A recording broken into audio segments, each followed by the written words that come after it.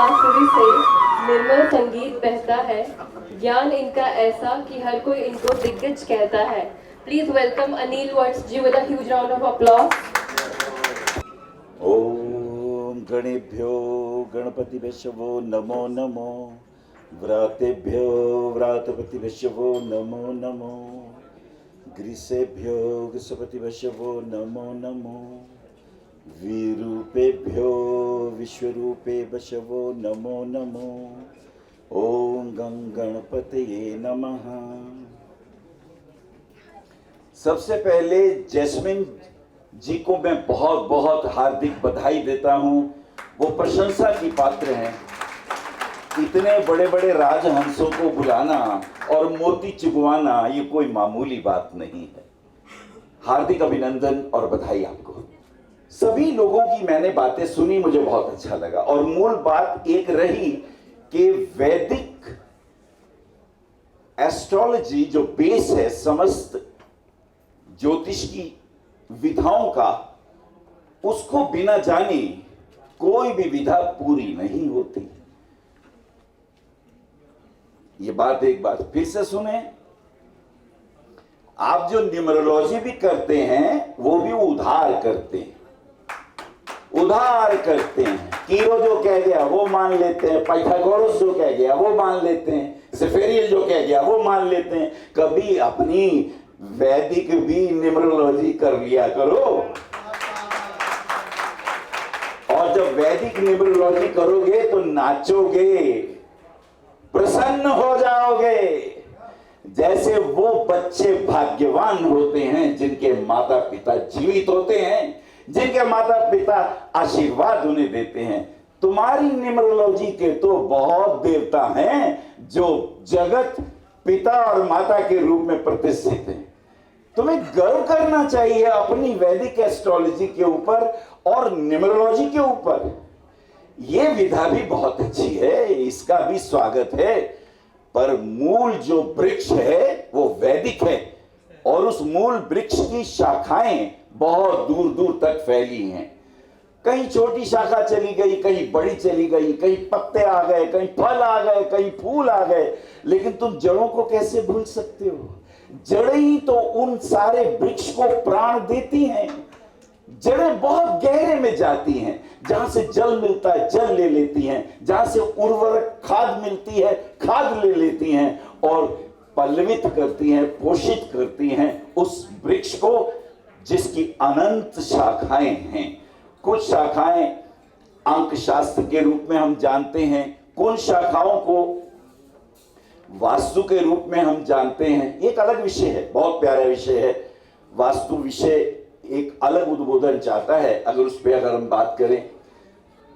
मैं एक और विषय पर आपका ध्यान आकर्षित करना चाहता हूं। जैसे मैंने आपसे अभी शुरुआत करी,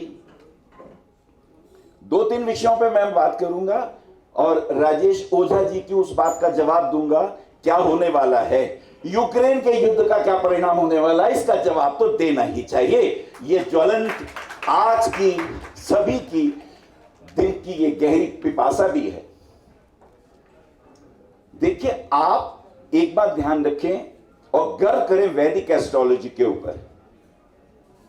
सूर्य जो है ये आप सब जानते हैं, हम कह भी देते हैं सूर्य आत्मा का कारक है और बहुत सी चीजों का कारक है। सबसे बड़ी बात तो आपके शरीर में जो प्राण वायु बह रही है ये भी सूर्य के कारण बह रही है।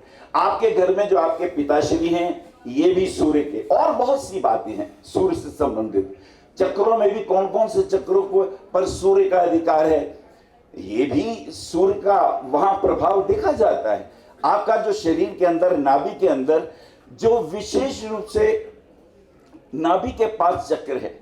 देखिए, एक सबसे नीचे मूलाधार है, मूलाधार के बाद आपके पास एक स्वादिष्ठान चक्र है, एक मणिपुर चक्र है। तो सूर्य का काम होता है आप जो भी खाते हैं उसे पचाए, आपने जो भी भोजन किया उसे पचाए और पचाने के बाद समस्त शरीर 7 धातुओं के रूप में उसे रूपांतरित कर दे। आपका शरीर पुष्ट हो, निरोगी हो, तो सूर्य के तो बहुत सारे काम हैं। अगर हम पहली तिथि की बात करें थोड़ी सी तिथियों पे बोलूं, आपको गर्व की अनुभूति होगी। सूर्य को क्या कहते हैं? आरोग्य के देवता। मैं आज एक मंत्र विज्ञान पे कुछ बोलूंगा ताकि आपको पूरा आनंद आए इस विषय का। जैसे लक्ष्मी देवी धन की देवी हैं, जैसे सरस्वती ज्ञान की देवी हैं, जैसे गणेश जी विघ्न विनाशक हैं, जैसे हनुमान जी हर प्रकार के संकटों के निवारण करने वाले देव हैं, ऐसे ही भगवान सूर्य आरोग्य के देव। आरोग्यता, कैसी भी बीमारी हो, कैसा ही कष्ट हो, शारीरिक हो, मानसिक हो, आध्यात्मिक हो, दैहिक हो, दैविक हो, भौतिक हो, इन सब का इलाज भगवान सूर्य के पास है। सूर्य आरोग्य के देवता। तो सूर्य की उपासना करने से क्या लाभ होगा? अभी एक महाराज जी ने कहा कभी ग्रहों की भी उपासना कर लिया करो, साधना कर लिया करो। बात बहुत सही कही। भगवान कृष्ण से पूछा हमने गायत्री गीता के अंदर क्या कहते हैं आप देवताओं में, तो कहते हैं भाई देखो, नक्षत्रों में मैं रोहिणी हूं और गायों में मैं कामधेनु हूं। और एक बहुत बढ़िया बात कहते हैं, वो बहुत महत्वपूर्ण है। उन्होंने एक सूत्र दिया था कि हे अर्जुन, ये जो सूर्य देख रहे हो ना तुम, इससे मैंने बहुत पहले ये सारा आध्यात्मिक ज्ञान दिया था। सूर्य की बात करते हैं वो। और सूर्य इसलिए भी जानना जरूरी है कि आपके शरीर के प्राण, अपान, व्यान, उदान, समान, नाग, कूर्म, कृकल, देवदत्त, धनंजय, ये जो प्राण विद्या है ये भगवान सूर्य के पास है। और भगवान सूर्य ने काल के निर्णय और जो गणित के सूत्र हैं ये हनुमान जी को सिखाए थे। हनुमान जी उनके आज्ञाकारी वो शिष्य हैं, ऐसा शिष्य कभी ढूंढने से नहीं मिलेगा। भगवान सूर्य ने कहा तुम मुझसे ये विद्या सीखोगे कैसे? बोले प्रभु मैं आप ही को अपना गुरु बनाना चाहता हूं, काल का विज्ञान मुझे दे। क्योंकि भगवान हनुमान जी स्वयं एकादश रुद्र हैं, काल के ही, भगवान शिव के ही अंश हैं।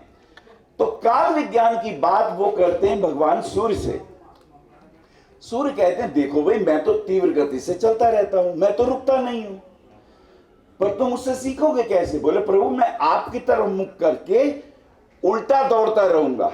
इधर ध्यान से समझने की बात है, ऐसी दौड़ कभी नहीं देखी होगी कि हनुमान जी का मुख अपने गुरुदेव की तरफ, सूर्य तो आगे जा रहे हैं, हनुमान जी पीछे दौड़ रहे हैं बजाय आगे दौड़ने के।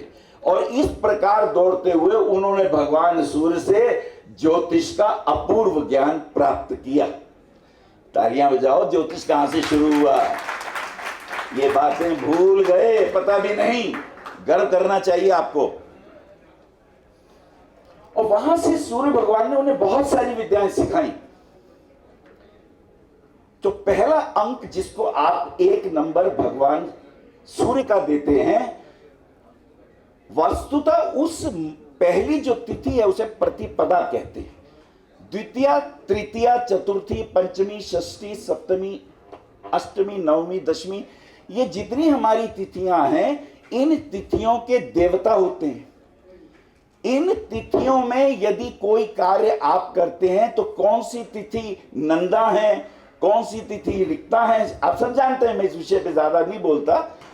चलो 5वीं, 10वीं और 15वीं तिथि को पूर्ण तिथि कहा गया, जो पूर्णता प्रदान करती है।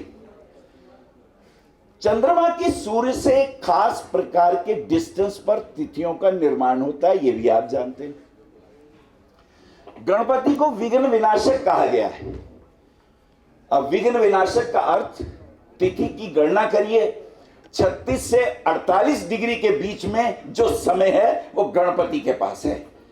विघ्न विनाशक है गणपति। इस समय में यदि कोई काम आप शुरू करते हैं, गणपति का ध्यान करिए। और गणपति आपके जागृत देव हैं। विदेशों की तिथियों के कोई देवता नहीं है आपके पास।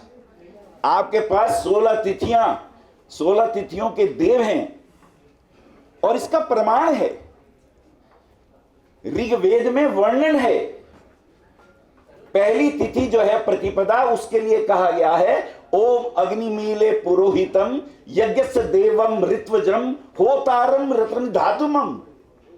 रत्नों की भी जिक्र इसी सूत्र में है, ऋग्वेद के प्रथम मंडल का प्रथम सूक्त। इसके देवता अग्निदेव हैं और अग्निदेव का एक ही काम होता है, जो जो सार वस्तु है वो अपने भीतर रखते हैं, असार को त्याग देते हैं। और अग्नि देव में एक और खूबी है, कुछ लोग कहते हैं परमात्मा साकार है कि निराकार है। इस अग्निदेव के पास खूबी है निराकार को साकार बना देने की। अभी एक संस्कृत के आचार्य जी ने बड़ी अच्छी बातें करी। परमात्मा को जानने के लिए उन्होंने एक सूत्र बड़ा अच्छा दिया कि 5 तत्वों का ज्ञान होना चाहिए। तो आकाश तत्व, आकाश से क्या जन्म लेता है? वायु, वायु से अग्नि, अग्नि से जल और जल से पृथ्वी। अब आप अग्नि को देख सकते हैं, वायु को नहीं देख सकते, महसूस कर सकते हैं, आकाश की आप कल्पना कर सकते हैं, लेकिन अग्नि तत्व पर आते ही वो रूप वाला हो जाता है। वो परमात्मा जो निराकार था वो आकार ले लेता है, अव्यक्त व्यक्त हो जाता है, अप्रकट प्रकट हो जाता है, और ये अग्नि प्रकट होके फिर विलीन हो जाता है। फिर जल तत्व है और जल तत्व के बाद पृथ्वी तत्व है। इन 5 तत्वों के भी देवता अलग है, पर पहली तिथि प्रतिपदा के देवता कौन है? अग्निदेव। अगर अग्निदेव को प्रणाम करके कोई भी शुभ काम का आरंभ करेंगे, ओम अग्निदेवाय नमः, देखिए अग्निदेव का आपसे रिलेशन जुड़ेगा। थोड़ा मैं इस पे बोलूंगा, फिर इसको आगे घटाता हूं। द्वितीय तिथि को ब्रह्मा जी के नाम कर दिया गया, जो क्रिएटर हैं। तृतीय तिथि को हमने गौरी को दिया है। चतुर्थी तिथि के आचार्य देवता गणपति। पंचमी तिथि को ऋषि पंचमी को भी बोलते हैं और नाग देवताओं को पंचमी तिथि दी गई है। छठी तिथि कार्तिकेय, उसके देवता कार्तिकेय हैं। सप्तमी तिथि के देवता भगवान सूर्य हैं। आपको बड़ा फक्र होना चाहिए कि कैसा कैसा स्वरूप है। ऐसी अष्टमी है, नवमी है, दशमी है। दशमी के यमराज है, एकादशी के अलग देव हैं, विश्वदेवा है, द्वादशी के विष्णु हैं, त्रयोदशी के कामदेव हैं, चतुर्दशी के रुद्र हैं, और पूर्णिमा के चंद्रमा हैं, और अमावस्या के पितर हैं। आप जिस तिथि में कोई काम करते हैं उसमें आप चुने कि आपके पास तिथि जया थी, विजया थी, आनंद देने वाली थी, पूर्णा थी, और उन तिथियों के देवताओं का स्मरण रखें। और देवताओं का ध्यान करने से, देवताओं का आवाहन करने से वो देवता आपके सामने, आप उन्हें देख नहीं पाते, महसूस कर पाते हैं, क्योंकि आपका काम सिद्ध अवश्य होता है। कैसे काम करता है ये देवता तत्व, कैसे काम करता है, मैं इस विषय पे आपका ध्यान आकर्षित करना चाहूंगा, क्योंकि लगभग हर विषय पे बात हुई है। ये महत्वपूर्ण विषय, से जानना जरूरी है। जैसे किसी तालाब में हम एक कंकड़ फेंकते हैं तो वहां एक तरंगे बननी शुरू हो जाती हैं, गोल गोल तरंगे बनती हैं, और वो तरंगे तालाब के आखिर तक जाती हैं, उसे छूती हैं, फिर वापस आती हैं, वहीं आती हैं जहां कंकड़ गिरा था। ऐसी जो मैं बोल रहा हूं, ये जो शब्द हैं, ये जो अक्षर हैं, अक्षर यो ना क्षयति, जिसका नाश ना हो उसे अक्षर कहते हैं। मैंने जो कुछ भी बोला है वो नष्ट नहीं हो सकता। वो इस ईथर के माध्यम से, जैसे पानी में मैंने कंकड़ फेंका था और वहां तरंगे उत्पन्न हो गई थी, ऐसे ही अब मैंने जो मंत्र बोला ओम गणेशाय नमः, तो ये तरंगे चली, कहां जाएंगी? गणपति के पास। मैंने कहा ओम सूर्याय नमः। प्रातः काल उठ के भगवान सूर्य को जल दिया। ये तरंगे कहां जाएंगी? सूर्यदेव के पास। उनके आलोक में जाकर वायुमंडल में चलती हुई उनको टकराकर वापस आएंगी। अब यह भी एक विज्ञान है कि कितना जाप होना चाहिए कि मेरा, जैसे रॉकेट में कितना ईंधन भरे कि वो अपने गंतव्य स्थान पर पहुंचे और फिर वहां से वो वापस आ जाए। ऐसे हर मंत्र का विधान है। कितना मंत्र जाप करेंगे कि वो अपने देवता के पास जाएगा और जाके वापस आएगा, और वापस आके उसी व्यक्ति को जिसने साधना की है, तपस्या की है, उसके पास वापस आएगा, उसको आलोकित करेगा। उसके शरीर में जहां जहां सूर्य देवता के प्रभाव हैं, उसके परिवार में जो जो रिश्तेदार हैं, उसके घर में जो जो सूर्य देव के कारक तत्व होंगे, सबके सब चैतन्य और जागृत हो जाएंगे।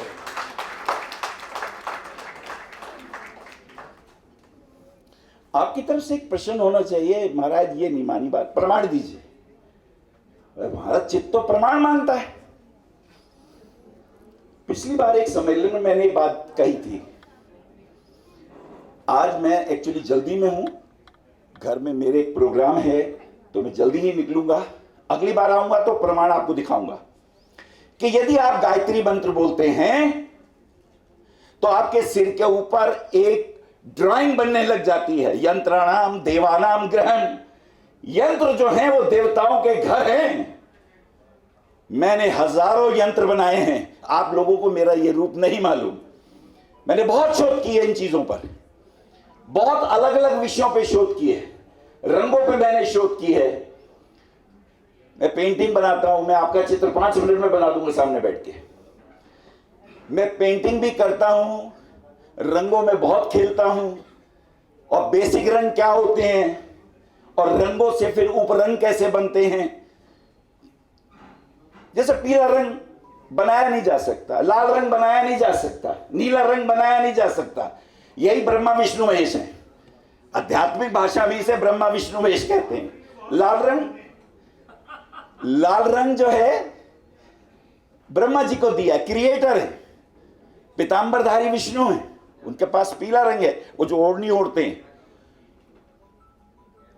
नीला रंग, भगवान विष्णु का रंग देखेंगे तो उनका रंग श्याम वर्ण, नीला वर्ण, और पीतांबर ऊपर ओढ़ते हैं। अब किन किन रंगों से क्या क्या प्रभाव होते हैं ये हमें नहीं मालूम। कि सात्विक रंग और रासिक रंग जुड़ेंगे तो क्या बनेगा?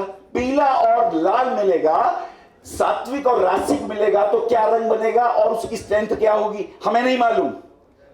नीला रंग और पीला रंग मिलके जो ग्रीन रंग बनेगा, ये ग्रीन रंग कौन सा होगा? ये क्या ऑलिव ग्रीन होगा या सैप ग्रीन होगा या ग्रीन पेल्स होगा? ये कौन सा रंग बनेगा और उसकी गुणवत्ता क्या होगी, ये हमें नहीं मालूम। आपको तो किताबें मिलती है ना रंगों की, वो प्रिंटिंग डिफेक्ट होते हैं। वो 4 रंग से ज्यादा प्रिंटिंग उसमें यूज कलर नहीं होते। ओरिजिनल रंग तो प्रकृति देती है। कौन कौन से फूल पीले रंग के, प्रकृति बताएगी। जिस भी देवता का आप ध्यान करेंगे, देवता, ध्यान रखिए, एक शब्द है प्रत्यक्ष। प्रत्यक्ष का क्या मतलब होता है? प्रति अक्ष। आपकी आंख के प्रति एक साइड में खड़े होते हैं। देवता आपके सामने नहीं आते, आप उनकी ऑरा को बर्दाश्त ही नहीं कर सकते, भस्म हो जाएंगे। भगवान सूर्य के तेज को कैसे बर्दाश्त करेंगे? साइड में होते हैं, इसलिए इनको कहते हैं परोक्ष प्रिय देवता। महाराज जी ठीक कहा, परोक्ष प्रिया, लेकिन उनका प्रभाव महसूस होता है। मैं बंबई में था, लीलावती हॉस्पिटल के डॉक्टर डैंग, 6 घंटे का इंतजार करके जब उनका नंबर आया, मुझे नहीं पता ये कौन है, उन्होंने कार्ड रखा, बोले सर मैं ऐसे ऐसे डॉक्टर हूं। उन्होंने एक बात कही कि सर आस्था चैनल पे मैंने आपको सुना कि 2 लौंग ले लो, 2 इलायची ले लो, 1 कटोरी पानी के अंदर उसको डाल दो और अब आप नवाण मंत्र का जाप करिए। नवाण का मंत्र का जाप करने से, न्यूमरोलॉजिस्ट वाले सुने, 1 से लेकर 9 नंबर तक की 9 देवियों के शक्तियों के नाम हैं। आप तो भी ग्रहों तक ही सीमित है, उसकी जो देवियां हैं उनको भी जानो। 9 देवियां और नवान मंत्र और न्यूमरोलॉजी का बड़ा गहन रिश्ता है। ये कैसे ये साधना से प्रकट होती हैं ये हमें नहीं मालूम, भूल गए हम, कोई बात ही नहीं करता इन विषयों की। प्रथम शैलपुत्री च तृतीयम ब्रह्मचारिणी तृतीय चंद्रघंटेति कुसुमांडेति चतुर्थकम पंचम स्कंद मातेति षष्ठम कात्यायनी च सप्तम कालरात्रि च अष्टम महागौरी 8वीं महागौरी और 9वीं सिद्धिदात्री। कमाल है, न्यूमरोलॉजी में नंबरों में देवियों के और देवता के भी प्रमाण हैं। उन्होंने मुझे कहा कि आप जो बोलते हैं कटोरी में पानी और 2 इलायची डाल दो और मंत्र का जाप करो और उसमें फूंक मार दो तो पानी चार्ज हो जाएगा। बोले आपने तो कहा होगा, मैंने किया है।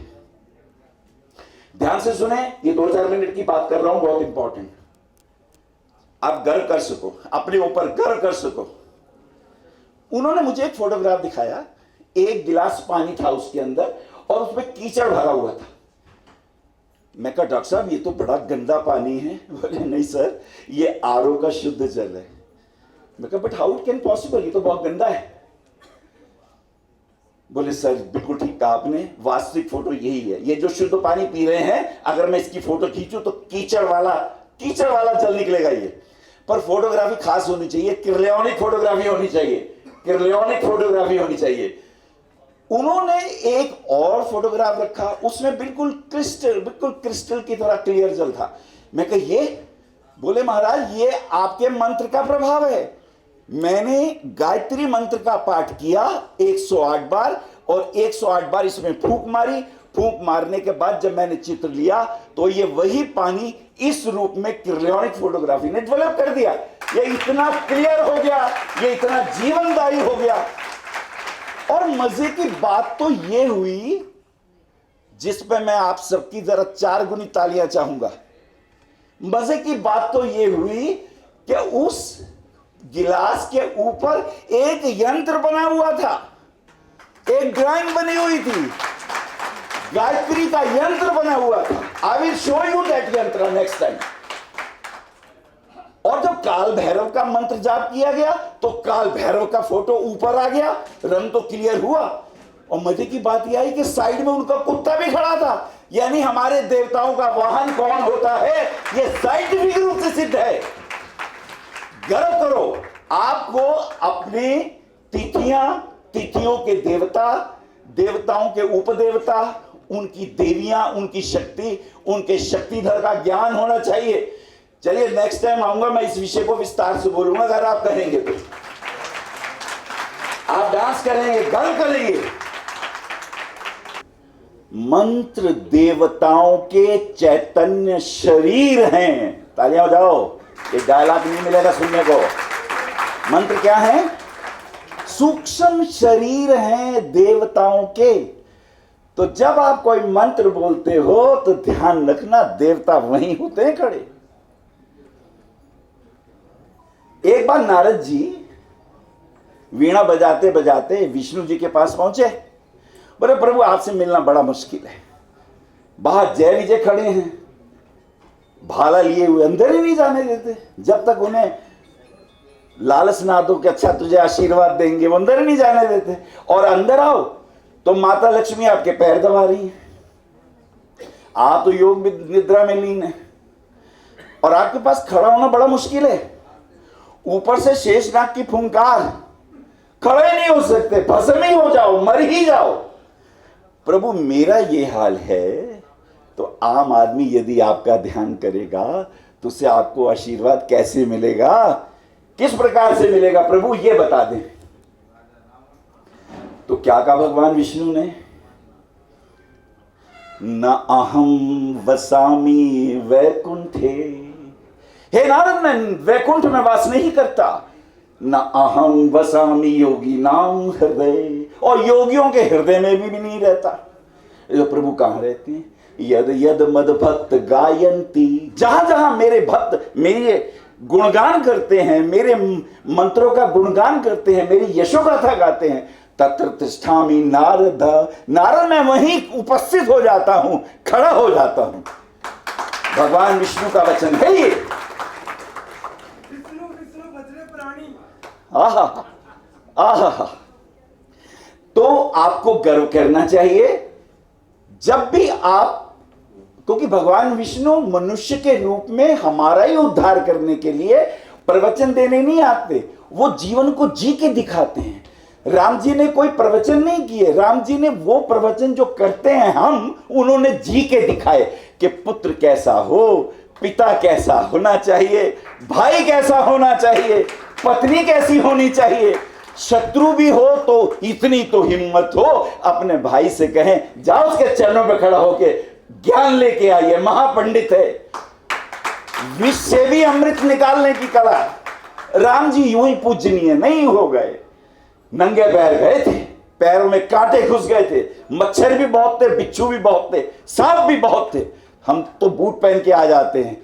कैसी यात्रा करी होगी उन्होंने, और कोई गूगल नहीं था उनके पास, कैसे गए होंगे। ऐसा व्यक्ति युद्ध में अपने, वो छोटे मोटे नहीं थे, चक्रवर्ती सम्राट का पुत्र था वो।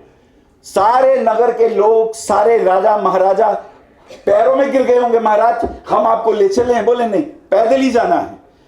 मेरी मां ने मेरे पिता से कुछ वर मांगा है, तो उनके वर को मैं उनकी प्रतिज्ञा को पूर्ण करूंगा। वो पुत्री क्या कि पिता कुछ सोचे और बेटा सोचता रहे। युवा थे राम, राजभवन राज सत्ता उन्हें मिल रही थी, छोड़ के चल दिए अपनी। मेरे पिता लज्जित ना हो, मुझसे कह नहीं पा रहे, चल दिए और पूरी जवानी जंगलों में बिता दी। ये एक अलग विषय है, मेरा बड़ा प्रिय विषय है। राम मुझे क्यों प्रिय है, कभी बात होगी तो मैं इसमें बोलूंगा। बस आज मुझे संक्षेप में तिथियों के देवता, अब जैसे जो लास्ट देवता है हमारा पितर होते हैं, ये पितर ही हमारे घर में संतान के रूप में आते हैं। एक तो ये बात ध्यान से सुन लो, जिन बच्चों के शादी के बाद भी संतान नहीं होती तो उनके पूर्वज उन पर कुपित हैं, दूसरे नहीं आते, आप ही के पूर्वज आपके घर आते हैं। जैसे आप शाम को ऑफिस से घर जाएंगे तो पड़ोस के घर जाके थोड़ी सोएंगे, आप अपने ही घर में जाएंगे, अपने ही बेड पे जाएंगे, अपनी ही पत्नी के पास जाएंगे, अपने ही बच्चों से मिलेंगे। ऐसे ही हमारे पूर्वज भी चाहते हैं कि हम अपने ही बच्चों के पास जाएं। तो जो लोग अपने पिता का, माता पिता का अपमान करते हैं, इंसल्ट करते हैं, उनको जलील करते हैं, उनका सूरज खराब हो जाता है। ध्यान से समझे, पत्री में अगर सूर्य नीच का आया है, इसका अर्थ पूर्व जन्मों की जन्म पत्री यह शोध कर रही है कि आपने अपने बड़ों के साथ उचित आचरण नहीं किया, आपने उन्हें अपमानित किया, आपने उन्हें बहुत परेशान किया। ऐसी चंद्रमा नीच का है तो समझ लो मातृकुल स्त्रियों का अनादर किया, बेइज्जत किया आपने उन्हें। सब मंगल खराब है तो भाइयों के साथ द्रोह किया। गुरु नीच का है तो अपने गुरु का अपमान किया, गुरु की चुगली की, गुरु से विद्या सीखी, और चोरी की विद्या सीखते हैं कुछ लोग। गुरु से किताब ले आए, चोरी विद्या, वो चोरी की विद्या फलित नहीं होती ज्योतिष में। ज्योतिष में तो साधना की विद्या फलित होती है। गुरु का जब आशीर्वाद मिलता है, जब गुरु का आशीर्वाद मिलता है। सन 80 से 90 तक मेरा जीवन बहुत संघर्ष का था और मेरी स्थिति बहुत दयनीय थी। मैं मुरादाबाद से आया था, मेरे गुरु को पता चला कि मैं बहुत दयनीय स्थिति में हूं। वो दिल्ली आए, 82 की बात है। उन्होंने मेरा घर का स्थिति देखी कि बहुत कष्ट में है, सोने को पलंग भी नहीं है, जमीन पे सोता है ये, पर साधक है, मेहनत करता है।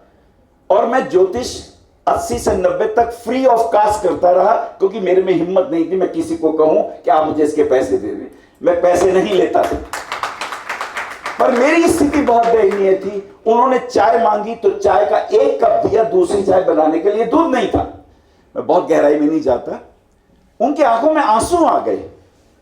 बोले तू पैसे क्यों नहीं लेता? मैं कहा मुझसे मांगे नहीं जाते। कहा नहीं जाता?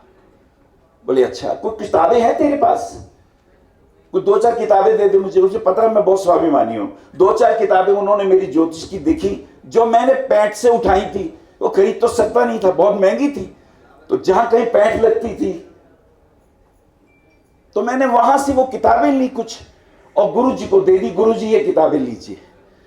उन्होंने पुस्तकें जो थी मेरे हाथ में दी और मेरे सिर पे आज्ञा चक्र पे हाथ रखा और वेद मंत्र बोलने शुरू कर दिए।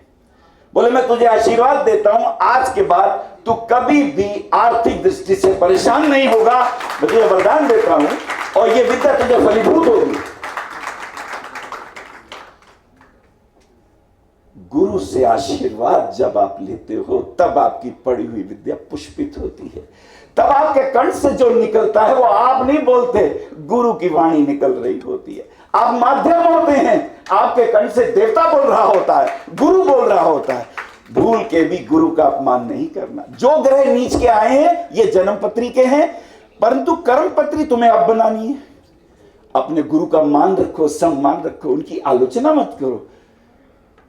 अपनी मां का, अपनी मौसी का, अपनी बेटी का, अपनी बहन का कभी अपमान मत करो। इससे कोई फर्क नहीं पड़ता कि चंद्रमा तो मां का कारक है और शुक्र जवान स्त्री का कारक है। ये दोनों समस्त महिलाओं के कारक हैं और ये आदि शक्तियां हैं, इनका कभी अपमान नहीं करना। तो तुम्हारा चंद्र शुक्र उज्जवल हो जाएगा, नीच का भी होगा तो उच्च का फल देगा। अपने नीचे काम करने वाले अनुचर जो है, आपके कर्मचारी हैं, उनकी इंसल्ट मत करना। वो बेचारे बहुत कष्ट में हैं, उनकी मदद करना अगर तुम कर सकते हो, तुम देखोगे तुम्हारा शनि अच्छा होने लग गया, तुम्हारा शनि तुम्हें सब कुछ देने लग गया। ये सब ग्रहों के प्रभाव बाहर भी हैं और तुम्हारे भीतर भी हैं। इसलिए कहते हैं ना, यत पिंडे तत् ब्रह्मंडे। जो पिंड में है वो ब्रह्मांड में है और जो ब्रह्मांड में है वो पिंड में है। देवता सामने आके आपकी रक्षा कोई लठ लेके नहीं करते। विपत्ति काल में वो आपको योग्य परामर्श देते हैं, आपकी बुद्धि को संचारित करते हैं, आप सही निर्णय ले पाते हैं और जब आप सही निर्णय लेते हैं तो काम होता है। यूक्रेन के ऊपर मैं कुछ बोल रहा हूं, 2-3 लाइनें, ज्यादा समय नहीं लूंगा, वाणी को विश्राम दूंगा। शनि जब भी 28 या 29 डिग्री के आसपास होते हैं, बात नोट कर लें, शनि जब भी 28-29 डिग्री के पास होते हैं, यह सबसे ज्यादा घातक स्थिति होती है शनि की। शनि को मार्क प्लेनेट कहा गया है। शनि घातक हैं, दुखदाई हैं, पीड़ादायी हैं और 28 से 29 डिग्री आने में क्या फर्क होने वाला है? वो मकर राशि से कुंभ में आने वाले हैं, वो पृथ्वी तत्व से वायव्य राशि में आने वाले हैं, पृथ्वी तत्व से वायव्य में आने वाले हैं। पृथ्वी तत्व पे बम्बारमेंट हो गई, पूरा नगर तबाह हो गया, अब रह गया वायुमंडल। और जब मंगल भी वहीं हो तो मंगल ईगो को बहुत बढ़ा देते हैं। अब वायु और आग मिल जाएं तो विध्वंस हो जाता है। आने वाला समय बहुत घातक और परेशानी का है। मैं भगवान से प्रार्थना करता हूं कि ये तकलीफें दूर हों और जब राहु भी इसमें मिल जाए तो राहु केमिकल और ये वायरस वाले और ये जैविक युद्धों की ओर इशारा करता है।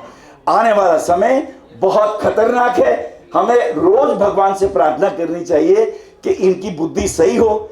और ऐसे में आप लोग अगर प्रातःकाल उठ के भगवान सूर्य से प्रार्थना करें, वो आरोग्य के देव हैं, गायत्री मंत्र पढ़ के भगवान सूर्य को जल दीजिए और प्रार्थना करिए, हे प्रभु इनकी बुद्धि सही हो।